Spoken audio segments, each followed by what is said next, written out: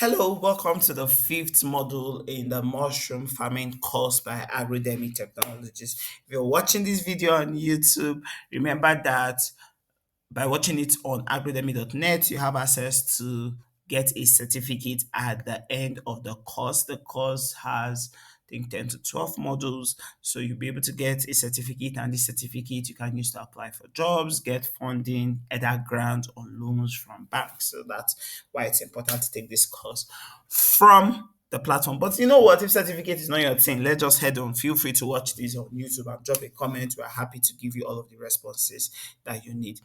So in the previous model, we spoke about setting up your bag, your mushroom bags, and we thought that it is important for you to know what it takes to grow a span because we've taught you how to grow your substrate. We need to make you understand sperm production and where to get your sperm. Why is this model very important, right? We realized that we spoke a lot about spawn in our previous model, and we did not talk about how you would grow it. And the truth is, mushroom farming starts with one key thing, which is a good spawn. And if your spawn is weak and contaminated, no matter how clean your bag or your setup is, you will lose money. So in this model, we'll break down, how to produce it, especially for advanced learner. But I always just say, have the knowledge. You can try this out.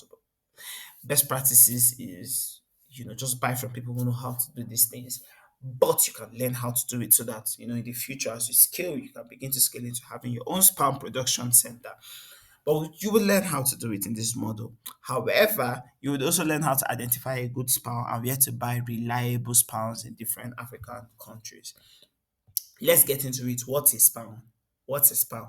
Spawn is the planting material. Let's call it the seed of the mushroom. So it contains the living mycelium, which is the root that is responsible for the mushroom formation. So instead of planting mushroom spores directly, which is harder, we use spawns, a much faster and reliable method. Now there are various kind of spawns. We have the grain spawns, the sawdust spawn, and the mycelium spawns, right? So the grain spawns, they are grown on boiled grains, millet, sorghum, maize, and they are best for small farms and faster colonization. We have the sawdust spawn on sterilized sawdust, right? This one is the mycelium grown on sawdust, and we have the one on liquid medium, which is the liquid spawn, which is grown on a liquid medium, right? So I always say that the best is the grain spawn, followed by the sterilized one in sawdust, especially if you are beginning to do like large batches or direct logs and you want to go into spam production as a business. Then the liquid one is very advanced, honestly, and is not used in rural Africa, even in Africa generally, not popular in Africa. For beginners, I would always say stick to grain spam because it is popular and your effective choice, and you can always find maize, sorghum, or millet around you. So let's talk about this pound checklist. So before you buy or use any pound, use this checklist to test it. Is it white? Is it a white or clean Marcelino? It should look like cotton. It should not look patchy or slimy. Two, it should not have a foul smell. A good pound smells earthy. It smells like earth and not sour or rotten. There is no discoloration of any form. If it's green, it's yellow, it's black, or you see any spot, it's a sign of contamination. Do not buy it. Then Macedonia should grow spread across the surface of the grain or the sawdust. If you do not see any active growth in your span, it's a bad span. Then any sperm that does not have the type and the date of production on it is a bad sperm because it was not labeled, right? Most times, good sperms are labeled with the date of production and the type. Then it has to be moist but not dripping. So if it's too wet, I promise you it's going to spoil very quickly. I always used to advise buy from known suppliers or make your own if you have been trained. Example, if you're trained by Agrodemy or you decide to go for a physical training from Agrodemy to learn it even better. So how do you produce your spawn? This is very advanced and optional for trained growers. If it's not something you're interested in, just forward the video at this point. But I like to say that you want to take it further to reduce like long-term cost. Producing your own spawn is possible, but it requires lab-like hygiene and investment in basic tools.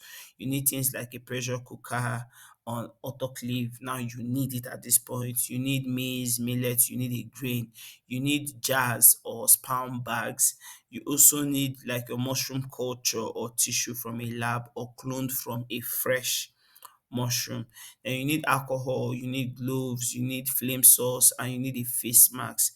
You need a laminar flow hood and a homemade steel air box for your sterile works. This is full blown lab work. Again, if you see, don't begin to say, "Oh my God, what's this?" What? It's okay to not have this. Just trust and learn the process. Let's get into it. So the first steps to produce your grain spam: wash and boil your grain until they are very soft, not mushy. Then drain and dry them for 2 to 3 hours. Then you add these grains and sterilize them using your pressure cooker for 1 hour. The way to sterilize water is not touching it, is there on a sieve in a basket, for 1 hour. And when you do that, you inoculate. So in that sterile box, you now add that your mushroom tissue or culture in each jar using a sterile spoon or a syringe. Then you use cotton plugs or airtight lid and label each of them with the date and time. You keep these things now in a very dark and warm place, 25 to 30 degrees for 10 to 14 days. When you go back to look at it, you should see white mycelium fully covers the grain, and it means that your spawn is ready to be used. But I like to say this is a very long process. When I was in the lab, when I was running a mushroom farm, we had a lab for spawn production.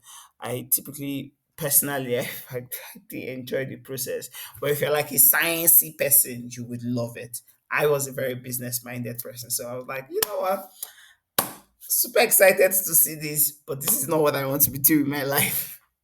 And I moved back to the farm. Also, but there are places where you can buy good pounds in Africa, right? In Enugu, in Nigeria, you can buy it at the Okoho Mushroom Center.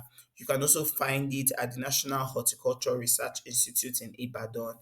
I also did my internship. The farm I worked for was in Enugu, the University of Nigeria, and Nsukka. So you want to go to the Biotechnology Center or any of NABDA centers in Nigeria. Then in Rwanda, you want to check the Rwanda Agricultural Board. Usually they have it. You want to check the Kivu Belt Mushroom Growers Cooperative. In Ghana, you want to check the CSIR Food Research Institute or the Kumasi Mushroom Growers. But please, guys, buy mushroom from credible sources. These pounds from credible sources. I always advise that just buy it from research labs because they are a lot more careful about these things. In Uganda, you want to check Makerere University Mushroom Project or the Mushroom Training and Resource Center at Kampala. I always used to say, join our WhatsApp community, our Agrodemy WhatsApp community, so that you can ask questions about suppliers, get feedbacks about it. If that's something you're interested in, you can just let us know in the comment section if you're looking for a supplier, right? And there are a few things you need to know when you want to talk about quality control and storage. So once you get your spam, take care of it properly until you use it. So there are ways to take care of it. This image is typically what a mushroom farm looks like. You see the wood, everything is standing, the bags is there. So now this is how the mushroom is growing out. Do you know where it's growing out from? It's growing out from the holes that we made on the bags before we sterilized them. This was discussed in module 4. But not to get you distracted, keep your spans in cool, dry places. Use it within 3 to 4 weeks of purchase. Please don't store it in the sun or next to chemicals. Please don't freeze your span. Oh, I want to keep it very cold. It's now no. Please don't freeze it. And also don't leave it outside overnight. Just make sure it's always in a dark environment. Now, how do you know that a span has gone bad? That's another question that people get to ask us a lot. A span has gone bad when you've seen discoloration, water pooling inside the bag, it has a bad smell, or you do not see any visible growth after 7 to 10 days of inoculation. When inoculating, I always advise test with 1 or 2 bags first, and like when you're using a new spawn before you now start inoculating the whole bag, so that all your grow bag materials that you have spent time inoculating, pasteurizing, is not wasted because you were using a bad spam. Start with 2 bags, see what it looks like, and then you can begin to do that. So I typically used to say that when it's cool, buy your spam maybe 2 days before you start your production. So that when you put in the first 2 bags, you give yourself 7 days. A spam can stay up to 2 weeks, right? 2 weeks a month. So 1 week, you should already once you start saying, you set up your manpower and everybody just fills up the remaining group bags and you're good to go. Something that I want you to do to show that you are ready for this model is make a checklist. Write out your checklist. Maybe go back to the video, pause it, screenshot it, write it out, and keep it. It should be something that is pasted well around your farm, especially in your production site, so that everybody who works knows about it. And then your production guide too, especially if you decide to run your own lab.